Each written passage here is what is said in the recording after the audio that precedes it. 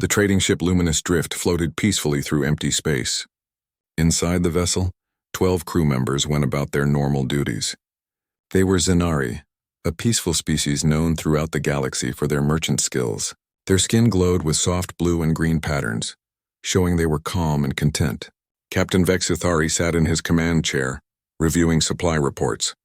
He had been running cargo routes for 15 years without any major problems. His ship was old but reliable, carrying food and medicine between colonies. It was boring work but safe work, and that was exactly how Vexithari liked it. In the communication room, a young officer named Relman was doing routine maintenance on the ship's systems.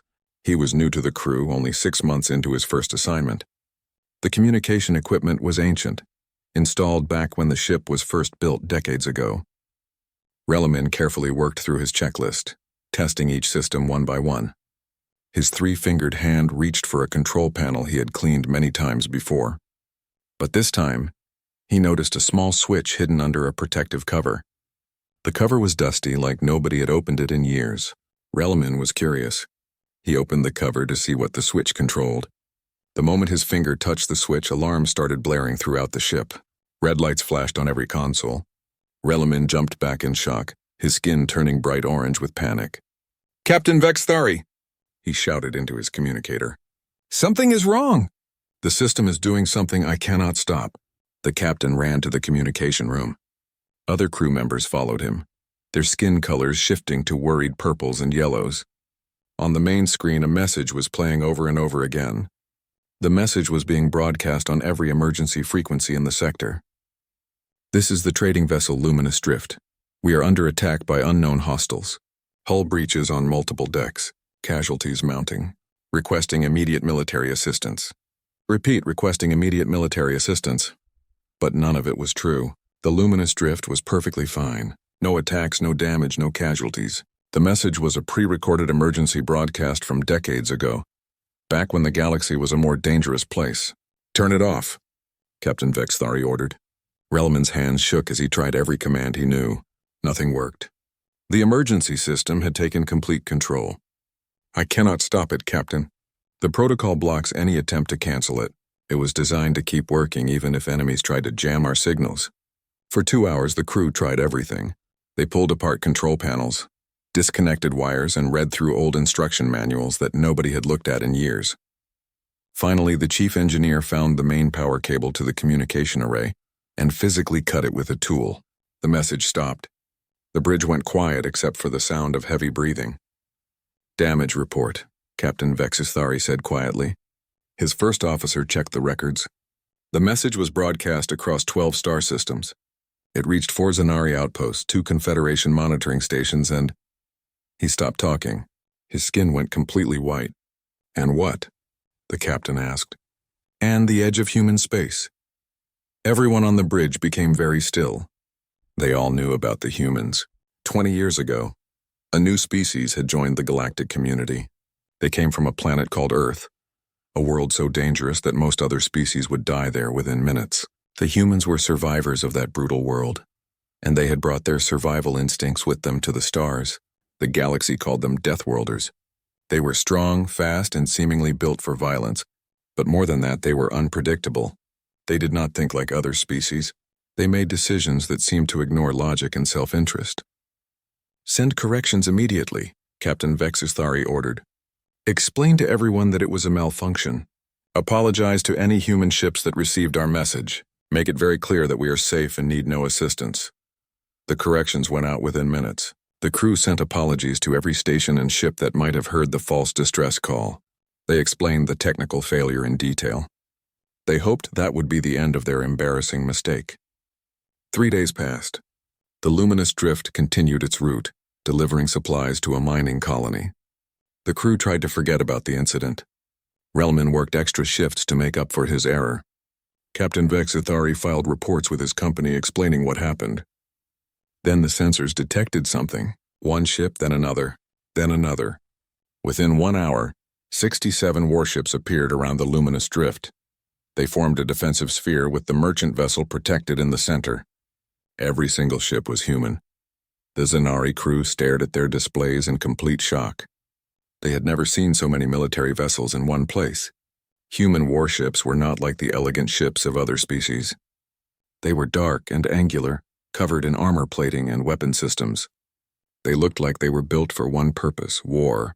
"Incoming transmission," the communication officer said in a shaking voice. Captain Vexithari straightened his uniform and tried to look calm. "Put it on screen." A human male appeared on the view screen. He had short brown hair and intense blue eyes. His uniform was dark with symbols that the captain did not recognize. The human's face showed determination and readiness for battle. "This is Admiral Kyle Morrison of the United Earth Defense Fleet. We received your distress call 3 days ago. We came as fast as we could." "Where are the hostiles?" "What is your status?" Captain Vexithari felt his heart's beating too fast. "Admiral Morrison, I must apologize. There has been a terrible mistake. We are not under attack. The distress call was sent accidentally during routine maintenance. We transmitted corrections immediately afterward." "Did you not receive them?" Admiral Morrison's eyes narrowed slightly.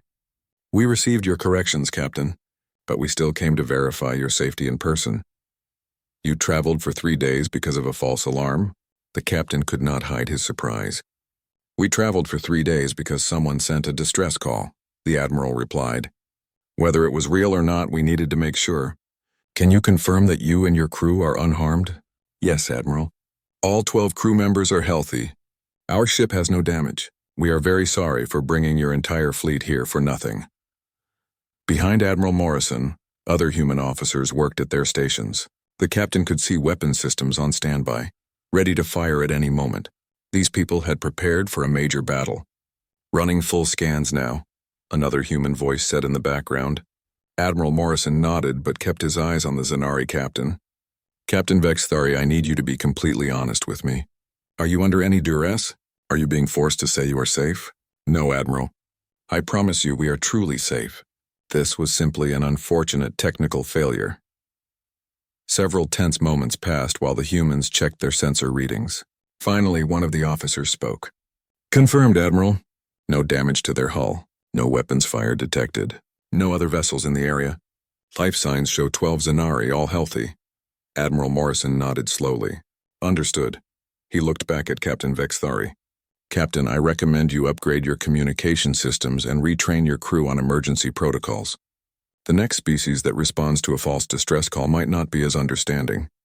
Relief flooded through Captain Vexithari. "Thank you, Admiral Morrison. Thank you for coming. We are deeply sorry for wasting your time and resources." "You did not waste anything, Captain. When someone calls for help, we answer. That is what civilized people do." "Safe travels." The transmission ended. Captain Vexithari watched as the human fleet began to power down their weapons. They were preparing to leave, to return to wherever they had come from. But then the sensors screamed a new warning. 6 more ships appeared on the edge of the system. These were not human ships. The computer identified them as Krell Raiders, a species of pirates who attacked merchant vessels. The situation had suddenly become very different. The false alarm had brought the humans to this exact place at this exact time, and now a real threat had arrived. Admiral Kyle Morrison stood on the bridge of the UES Valiant, watching the tactical display with focused attention. His crew had been on high alert for 3 days straight. They had pushed their faster-than-light engines to maximum speed, racing across 3 star systems to reach a distress call, and it had all been a false alarm. Kyle was tired. His officers were tired. The entire fleet was running on coffee and determination. They had been ready for a major battle, weapons charged and Marines prepared to board damaged vessels. Instead, they had found a merchant ship with an embarrassed captain and a technical malfunction. "Sir, all ships are reporting ready to begin return journey," Commander Lisa Grant said from her station. "Engineering estimates we can be back on our patrol route in 4 days." Kyle nodded. "Very well. Navigation. Begin plotting our return course. All ships prepare to—" "Sir!" Lieutenant Commander Jake Phillips interrupted from the tactical station. "New contacts. 6 vessels just dropped out of faster-than-light travel. Distance 400,000 kilometers. They are moving toward the luminous drift." Kyle felt his exhaustion vanish instantly. "Identification?" "Computer identifies them as Krell Raiders, Scorpion-class attack ships. They are accelerating toward intercept course with the merchant vessel. The Krell were well known throughout the galaxy. They were organized into clans that survived by raiding and stealing from others. They avoided fighting real military forces, preferring to attack civilian ships that could not fight back. They were brutal and efficient pirates. "Battle stations," Kyle ordered. His voice carried across the ship's communication system. "All vessels weapons hot. Move to intercept those raiders before they reach the Zanari ship." The bridge crew moved with practiced speed. Weapon systems came online, shields energized. The massive engines of the Valiant pushed the warship forward at full acceleration. Around the Valiant, 66 other human warships moved into formation. They spread out in an attack pattern, placing themselves between the Krell raiders and their target. On the Krell flagship, clan leader Zaxtor sat in his command throne watching his displays with growing confusion. His scouts had detected the distress call 3 days ago. They had tracked the weak merchant ship to this location. It should have been an easy target, far from any military protection. "Why are there human warships here?" his weapons officer demanded. Zaxtor's mandibles clicked together rapidly, a sign of agitation among his species. "I do not know. The distress call said the ship was under attack. Perhaps they responded to it. But there are 67 of them. For one merchant vessel?" Zaxtor studied the tactical information. The humans were spreading out, moving to surround his 6 ships. Their weapons were charging. He had raided hundreds of ships in his career. He knew when a battle was winnable and when it was suicide. "All ships retreat vector," Zaxtor ordered. "Maximum speed. Get us away from here." But the human fleet was already in weapons range. On the bridge of the Valiant, Admiral Morrison watched the Krell ships trying to flee. "Sir, we have weapons lock on all 6 targets," Jake reported. Kyle made his decision quickly.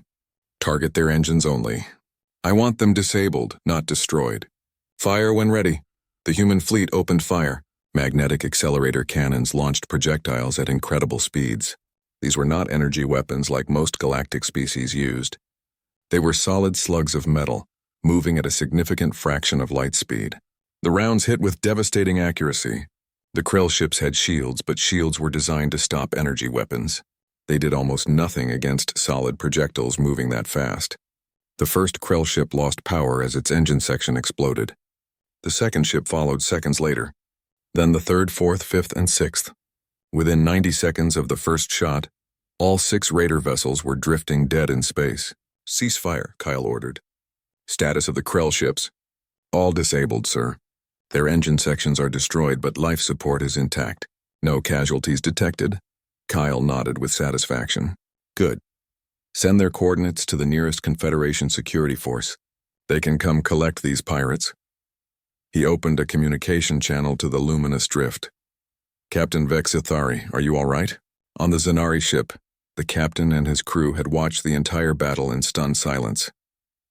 The human warships had destroyed 6 raider vessels in less time than it took to explain what was happening. "Admiral Morrison," Captain Vexithari said, his voice shaking slightly. "You saved our lives. If you had not been here, those raiders would have captured or killed us all." "That is what we do, Captain," Kyle replied. "When someone needs help, we respond. Even if we are tired. Even if the first call was a false alarm. Even if it is dangerous, we respond." The Zanari captain felt emotions he could not quite name. His skin patterns showed deep blues and purples of gratitude and awe. "We can never thank you enough, Admiral. No thanks necessary. Just upgrade those communication systems." Kyle smiled slightly. "And maybe be more careful with old switches." The transmission ended. On the bridge of the Valiant, Commander Lisa Grant spoke quietly. "Sir, that was lucky timing. If we had left 10 minutes earlier, we would not have been here when the raiders arrived." "I know," Kyle said. "But we were here. That is what matters." "Do you think the Krell knew about the distress call? That they were tracking the luminous drift because of it?" Jake looked up from his station. "Probably. Krell raiders monitor all communication channels looking for vulnerable targets. They heard the same distress call we did. They just took longer to get here because their ships are slower." Kyle thought about that. A false distress call had brought both rescuers and raiders to the same place. If the humans had not responded, the Zanari crew would be dead or enslaved right now. The false alarm had accidentally saved lives. "All ships maintain position for another hour," Kyle ordered. "Make sure there are no more raiders in the area. Then we head home." The news of what happened near the luminous drift spread across the galaxy faster than any ship could travel. Communication networks carried the story from station to station, from world to world. The basic facts were simple enough. A Zanari merchant ship sent a false distress call. 67 human warships responded, traveling for 3 days to investigate. When they arrived and found no emergency, they prepared to leave. Then real raiders appeared. The human fleet destroyed the raiders in 90 seconds, saving the merchant crew. But different species heard different lessons in that story. The Zanari heard that humans would help them even when they had no reason to. The Krell heard that attacking targets near human space was dangerous. The Confederation heard that humans had faster response times and more firepower than their own security forces. On the Confederation Council Station, representatives from dozens of species gathered to discuss the incident. The large assembly hall buzzed with conversations in hundreds of languages. Council Speaker Threndok called for order. His crystalline body refracted light into rainbow patterns as he addressed the assembly. The incident at the luminous drift raises important questions about military response protocols and the appropriate use of force. Ambassador Krelvix of the Zanari people stood to speak. Her skin showed nervous yellow patterns. Honored members, I must first apologize on behalf of my people. Our merchant vessel created this entire situation through carelessness, but I must also express our deep gratitude to the human fleet for their response. A response that seems excessive, a reptilian delegate from the Saurian Confederacy said. 67 warships for one merchant vessel? That is not normal procedure. The distress call indicated multiple casualties and hull breaches, said Ambassador Helen Carter, representing humanity. Our rapid response doctrine requires us to prepare for worst-case scenarios. We do not send one ship to investigate when the message says dozens of people might be dying. But you mobilized an entire war fleet, another delegate argued. The economic cost alone must have been enormous. 3 days of travel for 67 military vessels, all for a species you barely know. Helen nodded calmly. The cost was significant. We will probably be debating it in our own government for months. But the alternative was potentially letting people die because we wanted to calculate costs first. That is not how the galaxy works, the Saurian delegate said. Every species calculates cost versus benefit. Every government has limited resources. You cannot protect everyone. Maybe not, Helen replied, but we can try. And we can make it clear that if you send a distress call, if you genuinely need help, humans will answer. The debate continued for hours. Some species were impressed by human dedication to helping others. Some were worried about human military power. Some were suspicious of human motives. But everyone agreed that something had changed in the galaxy. The humans had demonstrated that they would respond to distress calls even when it was expensive, even when it was inconvenient, even when they had no treaty obligation to do so. That was unusual. In a galaxy where most species operated on calculated self-interest, the humans were different. And that difference was about to reshape everything. 6 weeks had passed since the incident at the luminous drift. The story had become famous across the galaxy, told and retold in trading stations and colony worlds. Everyone had an opinion about what the humans had done. On a frontier trading station called Haven's Rest, Captain Noah Stevens sat in a crowded bar listening to the conversations around him. Noah was human, but he had been working as an independent cargo hauler in this sector for 5 years.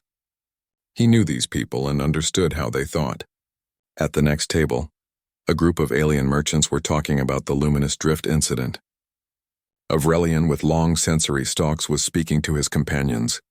I heard the human fleet arrived with all weapons charged, ready for war, the Vrelian said, all because of one distress call from a ship they had never even met before. Deathworlders, a Centauri pilot responded, shaking her head. They come from a planet that would kill most of us in minutes. Violence is natural to them. Of course they showed up ready to fight. Noah set down his drink hard enough to make a sound. The aliens turned to look at him. You are missing the point, Noah said. The Vrelian's sensory stalks twitched. Explain, human. You are focused on the weapons and the fleet size, Noah said. But that is not what matters. What matters is that they came at all. How many of your governments would have deployed that kind of force to help a random merchant ship from another species? The Vrelian and Centauri looked at each other but said nothing. That is what I thought, Noah continued. The humans did not come because they expected a reward. They did not come because they had a treaty. They came because someone asked for help. That is something most species stopped doing a long time ago. It is inefficient, the Centauri pilot argued weakly. Maybe, Noah agreed. But I will tell you what. If my ship ever gets into real trouble out here, I know exactly who I am calling for help. And it will not be the species worried about efficiency. Similar conversations were happening across the galaxy. The humans had created something new, a reputation for actually responding when people needed help. And that reputation was starting to change behavior. Krell raiding clans began avoiding routes where human ships might patrol. Why risk attacking a merchant vessel when Deathworlders might show up and destroy your entire fleet in 90 seconds? Independent traders started requesting human escorts through dangerous sectors. The humans usually said yes if they had ships available. Confederation security forces found themselves being compared unfavorably to the human fleet. Why did it take them days or weeks to respond to threats when humans could arrive in hours? The changes were subtle but growing, and some people were paying very close attention. In a secure conference room deep inside Confederation headquarters, Security Director Threnkos stood before a small group of high-ranking officials. He was Valorian, his crystalline body refracting the room's light into complex patterns. The human intervention pattern has created what we call a protection shadow, Threnkos explained, pointing to a star map. These are regions where piracy has dropped significantly, not because we have more security forces there, but because raiders believe human ships might respond to attacks. This should be positive, one official observed. In the short term, yes, Threnkos agreed. But it creates long-term problems. First, we are seeing reduced funding for Confederation security. Why should members pay for our forces when humans are doing the job for free? Second, we are developing a dependency on a species that has only been spacefaring for 20 years. What happens if the humans suddenly stop? Third, and most concerning, the humans are gaining influence at an alarming rate. Species they help are forming relationships with them. Trade agreements, even defense pacts. Are you suggesting the human rescue operations are actually part of an expansion strategy? No, Threnkos said carefully. Our analysis suggests their motivations are genuinely based on helping others. But the result is the same whether they intend it or not. The humans are reshaping power dynamics across frontier space. What do you recommend? We need to increase our own security presence in these regions. Show that the Confederation can still protect its members. If we do not act, we risk becoming irrelevant in the very sectors we are meant to govern. The officials debated for hours. Eventually, they approved a plan to deploy more Confederation security ships to the frontier. They wanted to reclaim their role as primary protectors, but they were too late. The galaxy had already started to change. Meanwhile, on the colony world of New Sanctuary, Governor Pelthar faced the most difficult decision of his life. New Sanctuary was home to 400,000 people from multiple species. They had built a peaceful community on a beautiful world far from the crowded inner systems.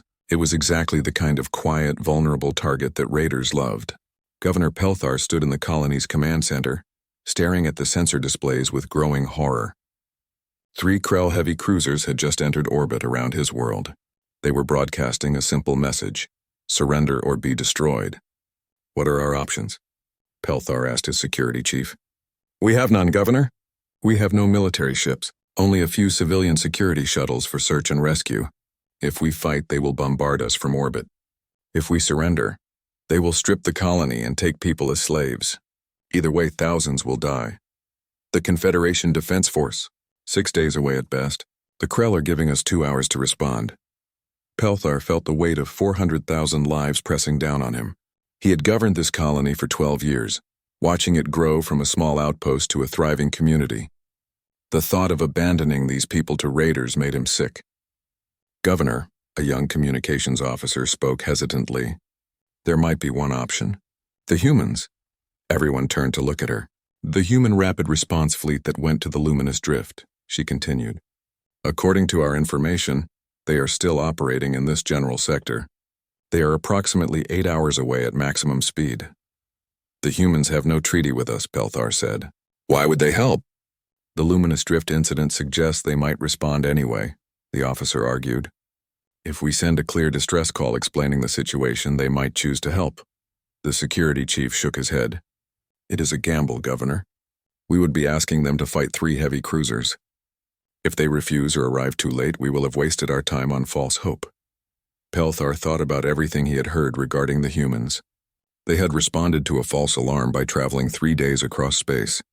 They had destroyed 6 raiders in 90 seconds. They seemed to genuinely care about helping people, even strangers. But 3 heavy cruisers were serious warships. Each one was massive, carrying enough firepower to destroy a small fleet. Would the humans really risk their ships and crews for a colony they had never met? Send the distress call, Pelthar decided. Be completely honest. Tell them our exact situation, the Krell force composition, and that we have no defenses. Make it clear we are requesting help, but that we understand they have no obligation to provide it. The message was transmitted on all emergency frequencies. Then the waiting began. 8 hours away, Admiral Kyle Morrison was trying to catch up on sleep when the emergency alarm woke him. He reached the bridge in under 3 minutes. Report. Distress call from New Sanctuary Colony, Commander Lisa Grant said. They are facing attack by 3 Krell heavy cruisers. The colony has no military defenses. The Krell have given them 2 hours to surrender. Kyle studied the tactical display. Distance. 8 hours at maximum faster than light speed, Lieutenant Commander Jake Phillips answered. But the ultimatum expires in 2 hours. Even if we leave right now, we will arrive 6 hours too late. Kyle looked at the colony's information. 400,000 civilians. Multiple species. No way to evacuate that many people in time. And 3 heavy cruisers waiting to kill them or enslave them. How many of our ships can move immediately? He asked. Jake checked his console. 32 ships are fully operational and ready. Another 15 could be ready within the hour. Sir, Lisa said carefully, 3 heavy cruisers against 32 of our ships. We would be significantly outgunned. I know, Commander, Kyle replied. His mind was racing through tactical options. Heavy cruisers had massive shields and armor. They carried enough weapons to destroy smaller ships with single shots. A straight fight would be brutal, but 400,000 people did not know the odds. They just knew they needed help. Navigation, plot maximum speed course to New Sanctuary, Kyle ordered. All ships that can move in the next 10 minutes prepare for immediate departure. And send a message to the colony. Tell them help is on the way. Should we wait for the other 15 ships? Jake asked. Kyle shook his head. We do not have time to wait. Every minute we delay is another minute those civilians are in danger. We go now with whoever is ready. Across the human fleet, crews scrambled to prepare. Engineers pushed reactors to maximum output. Weapons officers checked combat systems. Medical teams prepared for casualties. In 10 minutes, 32 human warships jumped to faster than light speed, racing toward New Sanctuary. Governor Pelthar received the human response message with mixed feelings. Help was coming, but it would arrive 6 hours after the Krell deadline, 6 hours during which his colony would be completely at the mercy of 3 massive warships. He looked at his staff. They were all afraid, but trying to stay calm for the sake of the people depending on them. Open a channel to the Krell flagship, Pelthar ordered. The view screen activated, showing Krell clan leader Vaxmore. The Krell warrior was huge, covered in scarred armor plating. His mandibles clicked as he looked at the governor.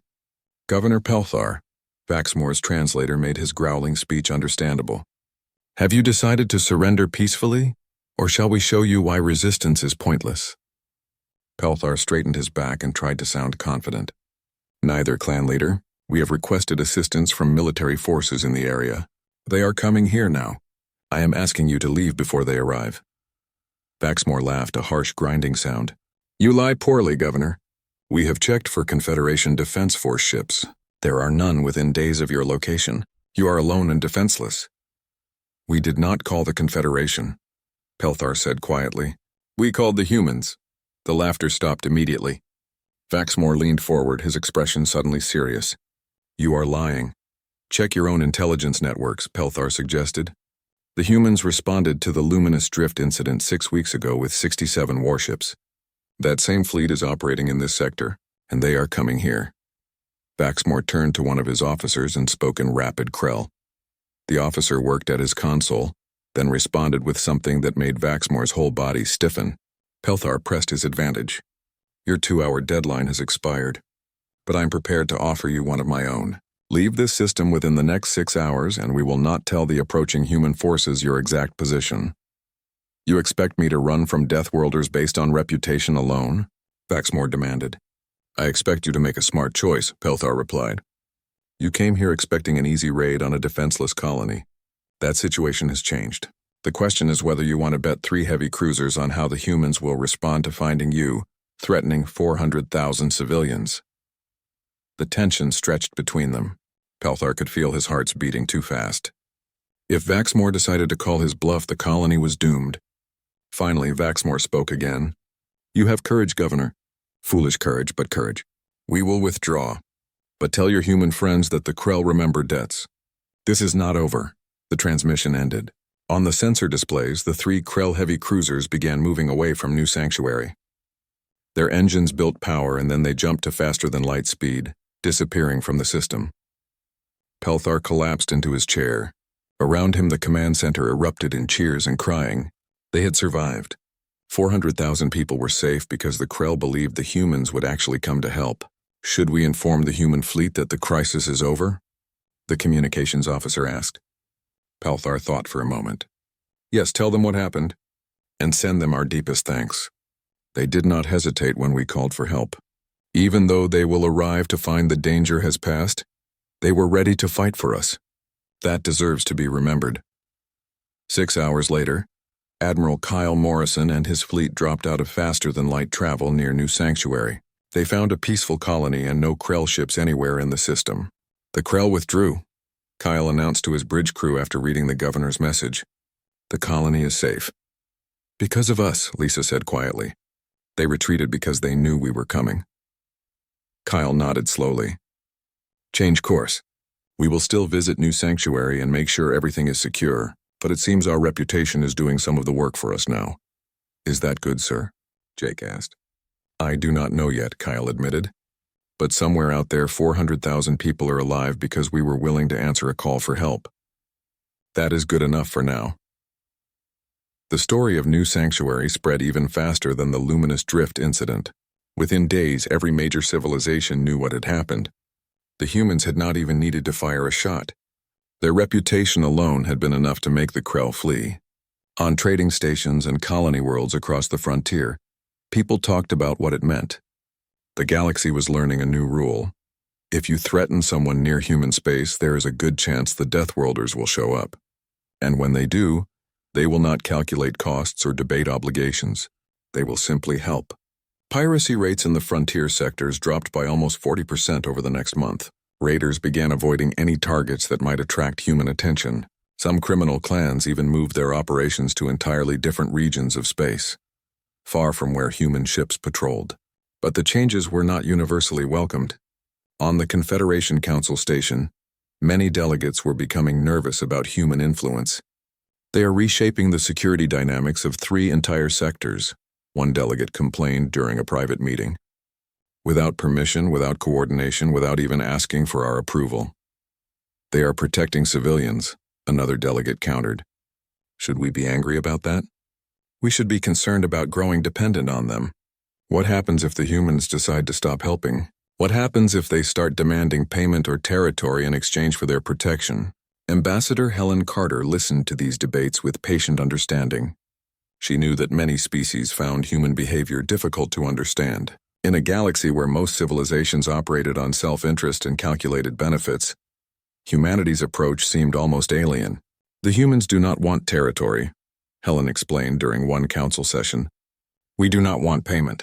We want a galaxy where people help each other because it is the right thing to do.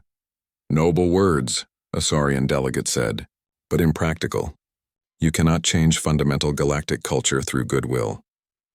Maybe not, Helen agreed, but we can remind people what it used to be like. Before everyone became so focused on efficiency and self-interest, the Confederation was founded on principles of mutual protection and cooperation. We are just living up to those principles. Meanwhile, independent merchants and civilian ship captains were making their own decisions. They started adding human emergency frequencies to their communication systems. When planning routes through dangerous space, they checked where human ships were patrolling. Some even delayed their journeys to time them with human fleet movements. On the UES Valiant, Admiral Kyle Morrison noticed the pattern in the requests his fleet was receiving. 47 documented incidents in the last 2 months where raiders disengaged after detecting us, Lisa reported. Another 63 cases where civilian vessels specifically requested our escort through dangerous areas. We are becoming the galaxy's security service, Kyle said. That is not sustainable. We do not have enough ships or resources to protect everyone. But we cannot just stop helping people, Lisa argued. That would be abandoning everyone who has come to trust us. Kyle knew she was right. The humans had created expectations through their actions. Now they had to figure out how to meet those expectations without exhausting their resources or creating dependencies they could not maintain. The solution came from an unexpected source. Commander Carla Price, captain of the UES Ranger, had been escorting a convoy of merchant ships through a dangerous corridor when they encountered a Confederation security patrol. Both forces detected raiders preparing to attack the convoy. For a tense moment, it was unclear who would engage the threat. Then Carla made a decision that would change everything. "CSS Vigilant, this is UES Ranger," she transmitted to the Confederation ship. "We are detecting 4 raider vessels preparing to attack the convoy. Recommend we coordinate our response."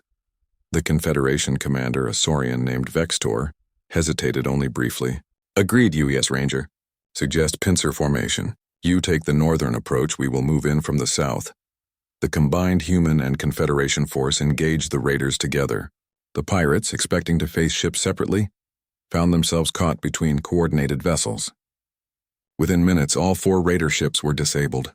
After the battle, Commander Vextor transmitted directly to Carla.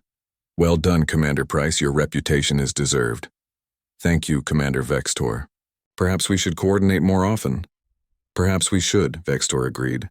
"I think both our commands would benefit from working together on these situations." News of the coordinated response spread quickly through both military organizations. Other commanders began reaching out, establishing communication protocols, sharing information about raider activities. The change was not universal or instant, but a new pattern was emerging.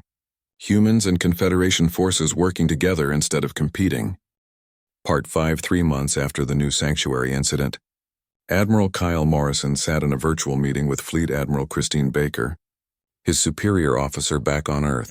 Between them, holographic displays showed the current deployment of human ships across frontier space. "The Confederation Council is sending mixed messages," Admiral Baker said. "Some delegates are grateful for our help. Others are concerned we are building an empire disguised as humanitarian work."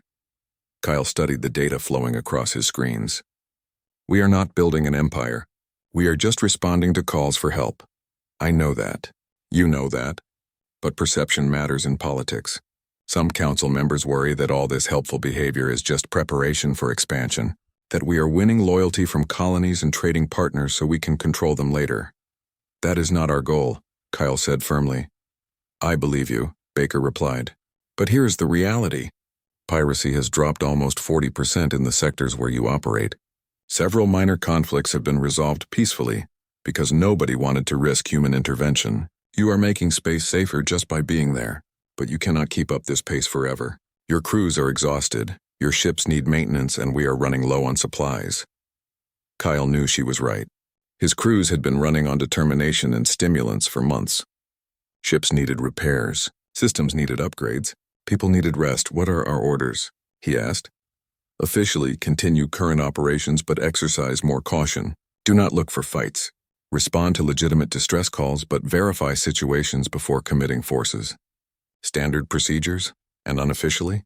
Unofficially, the Security Council is actually pleased with how things are developing. You have proven that responding to distress calls and protecting civilians makes a real difference. Now we need to make it sustainable.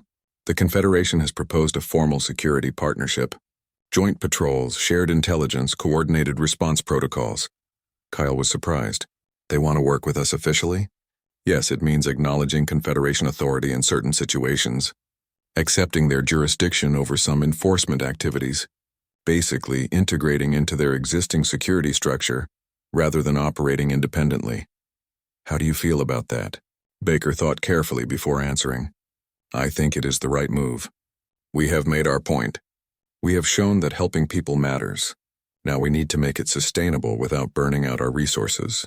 Working within the Confederation framework lets us do that. Kyle thought about the last 3 months. The impossible decisions about which calls to answer, the exhausted crews pushing themselves beyond safe limits, the growing weight of expectations from civilians across 3 sectors. I agree on one condition, he said. We do not lose our core principle. If someone sends a distress call and genuinely needs help, we respond. That does not become negotiable just because there is bureaucracy involved. I will make sure it is written into the agreement, Baker promised. While military leaders planned the future, civilian merchants were dealing with present reality. On Last Hope Station, a group of independent traders had requested a meeting with Captain Carla Price of the UES Ranger. Carla sat in a conference room across from Merchant Master Vreltok, a distinguished Valorian, and several other trading captains. They did not look happy. We want to understand the human position, Vreltok said bluntly, specifically when you will help and when you will not. That depends on the situation, Carla replied carefully. Not good enough, said Kress, a Saurian merchant captain. My ships carry valuable cargo through dangerous space. I used to rely on Confederation security for protection. Now they seem less effective, less motivated. Meanwhile, humans have built a reputation for actually responding to threats. I need to know if I can count on you. Carla shook her head. I cannot promise we will always be available. We do not have ships everywhere. We cannot respond instantly to every threat, and we are not mercenaries you can hire. Then what are you? Vreltok demanded. You respond to distress calls from strangers. You fight superior forces to protect people you have never met. You have changed the security situation across 3 sectors, but you will not commit to actually protecting those who need it? If we make that commitment, it becomes an obligation, Carla explained. Then it stops being about helping people and starts being about enforcing territory. That is not what we want. What do you want? Kress asked. Carla chose her words carefully.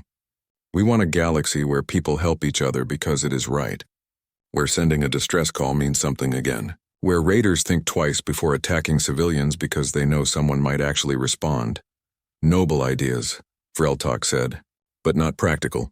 You cannot change how the galaxy works through good intentions. Maybe not, Carla agreed, but we can remind people it used to be different. Before everyone focused only on profit and self-interest, the Confederation stood for mutual protection and cooperation. We are trying to show what that looks like. The merchants were not entirely satisfied, but they understood a bit better. The humans were not offering guaranteed protection. They were offering something more complicated. A reminder that civilized behavior meant helping others, even when it was difficult or expensive. Later that evening, Carla found herself in the station's observation deck with Commander Lisa Grant, both of them staring out at the stars. The merchants want us to be their private security force, Carla said. That is not our job, is it not?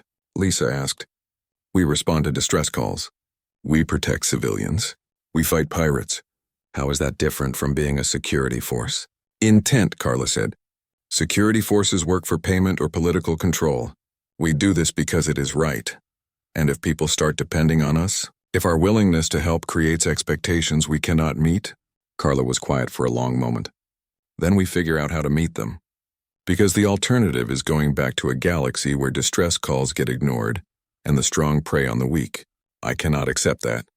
The turning point came during an incident that nobody planned. A merchant vessel called Golden Promise was transporting medical supplies to a colony dealing with a disease outbreak. The medicine needed to arrive within 3 days or people would start dying. The ship's route went through the Velen Corridor, a region known for raider activity. The captain requested a Confederation security escort, but was told they could not provide one for 5 days. Too late to save the sick colonists. In desperation, the captain sent a request to nearby human ships. Lieutenant Commander Jake Phillips brought the request to Admiral Morrison. Sir, the Golden Promise needs an escort through dangerous space. Medical supplies for a disease outbreak. If they wait for Confederation security, people will die.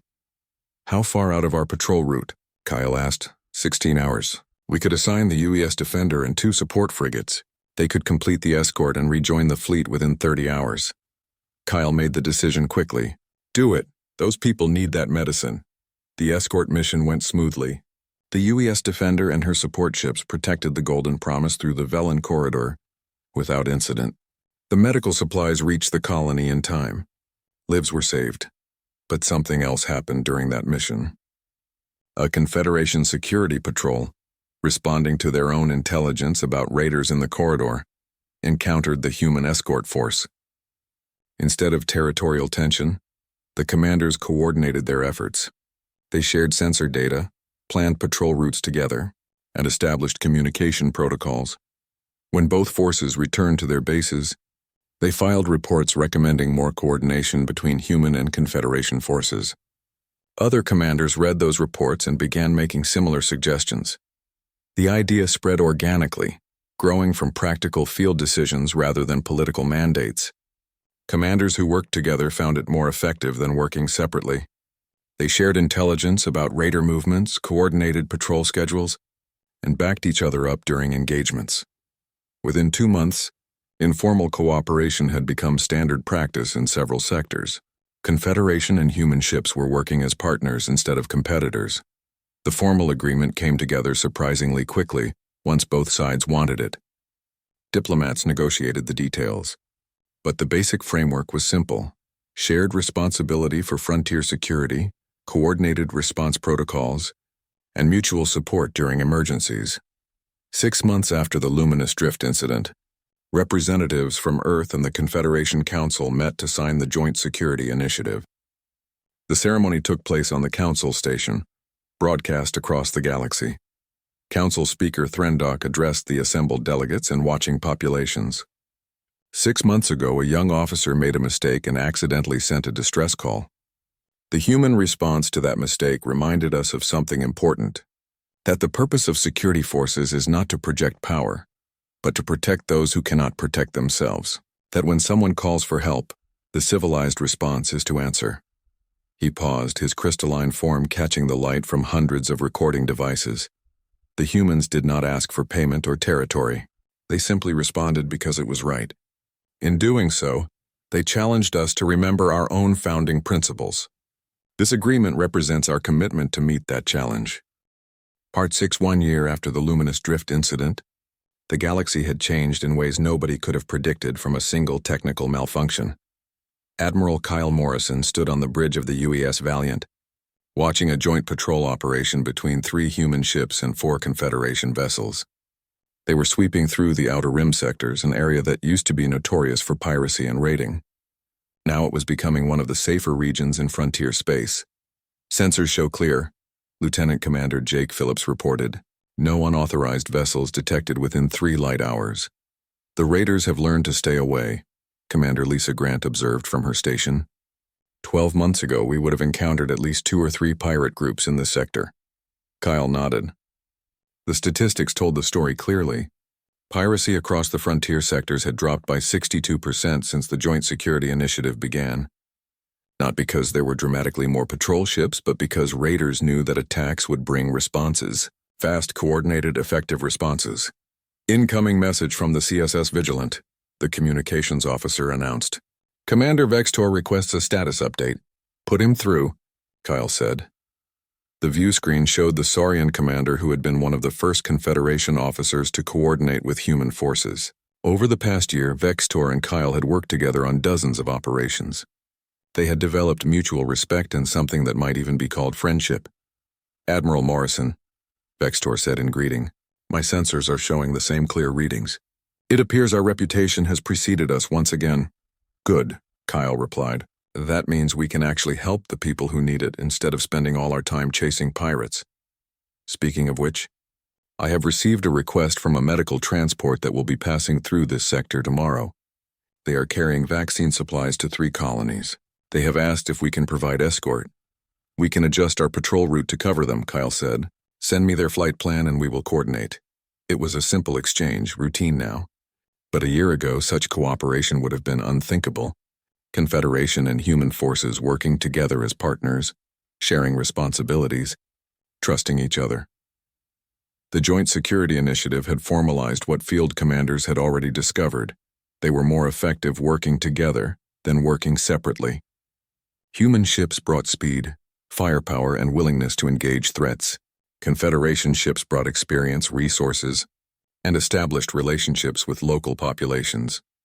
Together, they were reshaping frontier security. But the changes went deeper than just military coordination. On trading stations and colony worlds, civilians had noticed the difference. Distress calls were being answered quickly. Pirates were being caught and prosecuted. Dangerous trade routes were becoming safe again. On Last Hope Station, Merchant Master Vreltok sat in his office reviewing the quarterly reports. The numbers were remarkable. Shipping losses due to piracy were down 73%. Insurance rates had dropped accordingly. Trade volume had increased by almost 50% as merchants felt confident traveling routes they used to avoid. His assistant, a young Centauri named Lyra, brought him another report. The station council wants to vote on a proposal to establish a permanent coordination center, a place where civilian ships can file flight plans and request escorts from either human or Confederation forces. Vreltok considered this. A year ago, he would have dismissed such an idea as impractical. Now it seemed perfectly reasonable. Schedule the vote. I will support the proposal. You have changed your opinion about the humans, Lyra observed. I have learned that some things matter more than profit calculations, Vreltok admitted. The humans taught us that. Or perhaps they reminded us of what we had forgotten. Similar conversations were happening across the frontier. Species that had grown cynical about mutual cooperation were rediscovering its value, not because anyone forced them to, but because they saw it working. On the colony world of New Sanctuary, Governor Pelthar was giving a tour to a group of potential settlers. The colony had grown significantly since the Krell incident. Word had spread that New Sanctuary was protected, that it was safe. Families looking for peaceful homes had come from dozens of worlds. Is it true that human ships patrol this sector regularly? One potential settler asked. Human and Confederation ships both, Pelthar corrected. They work together now. We see patrol vessels at least once a week. But more importantly, everyone knows they will respond if we need help. That knowledge alone prevents most threats. You trust them? Another settler asked. The humans, I mean. The Deathworlders? Pelthar thought about the day he faced 3 Krell heavy cruisers with no defenses except a message to the human fleet. He remembered Kyle Morrison arriving 6 hours late but ready to fight anyway. I trust them, he said simply. They proved themselves when we needed them most. The tour continued, but Pelthar's mind wandered to larger thoughts. New Sanctuary was just one colony among thousands, but it represented something important. Proof that cooperation and mutual protection could work in the modern galaxy. On Earth, in the headquarters of the United Earth Defense Fleet, Admiral Christine Baker was presenting her annual report to the Security Council. The report covered everything the frontier fleets had accomplished in the past year. The Joint Security Initiative has exceeded all expectations, Baker said, displaying charts and statistics. Piracy down 62%. Civilian casualties from raiding down 78%. Trade volume up 51% in protected sectors. And all this has been accomplished with minimal increase in overall military spending. How is that possible? One council member asked. Coordination and reputation, Baker explained. When human and Confederation forces work together, they do not need to maintain separate patrol routes or duplicate efforts. They share intelligence and resources. But more importantly, their combined reputation prevents many attacks from happening in the first place. Raiders know they will face coordinated response, so they avoid those areas entirely. What about the political implications? Another council member asked. Are we creating dependency on our military presence? We are creating partnership, Baker corrected. The Confederation forces are equal participants in the Joint Security Initiative. In some sectors, they provide more ships than we do. This is not about Earth-dominating frontier security. It is about civilized species working together to protect civilians. The council members asked more questions, debated implications, and eventually approved continued funding for the initiative. As Baker left the meeting, she allowed herself a small smile. A year ago, this program had been controversial, experimental, risky.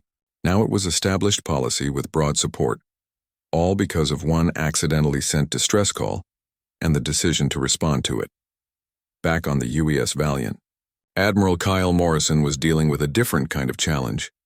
A group of junior officers had requested a meeting to discuss what they called the mission philosophy. Lieutenant Amy Hudson spoke for the group. Sir, we wanted to understand the long-term vision. We respond to distress calls, we protect civilians, we work with Confederation forces. But what is the ultimate goal? Kyle thought about how to answer. These young officers had joined the fleet because they believed in helping people, but they needed to understand the bigger picture. The goal is not to police the galaxy, he said. It is not to create an empire or control territory. The goal is to make this simple truth universal. When someone needs help and asks for it, they will receive an answer. Not because of treaties or payment, but because that is what civilized people do for each other. But we cannot help everyone, another officer pointed out. We do not have enough ships. You are right, Kyle agreed. We cannot help everyone. But we can help enough people that others start helping too. We can demonstrate that cooperation works better than self-interest.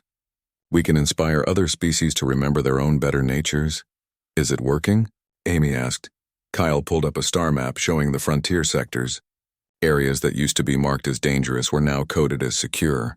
Trade routes that used to require heavy escorts were now safe for civilian travel. Colonies that used to fear raids were now growing and prosperous. Look at this map, he said. A year ago, these sectors were chaotic and dangerous. Now they are becoming civilized again, not because we conquered them or controlled them, but because we reminded everyone that mutual protection is possible. Yes, Lieutenant, it is working. The officers left the meeting with better understanding. They were not just military personnel doing a job. They were part of something larger, a movement to reshape how civilized species treated each other. That evening, Kyle found himself in the observation deck with Lisa and Jake, the three of them looking out at the stars as they had done so many times before. Do you ever think about how this all started? Lisa asked. One mistake by a junior officer who hit the wrong switch? I think about it often, Kyle admitted. If Relman had not touched that switch, if we had not responded to the luminous drift, if the Krell raiders had not shown up at that exact moment, none of this would have happened. Random chance, Jake said. Maybe, Kyle replied, or maybe the universe was waiting for someone to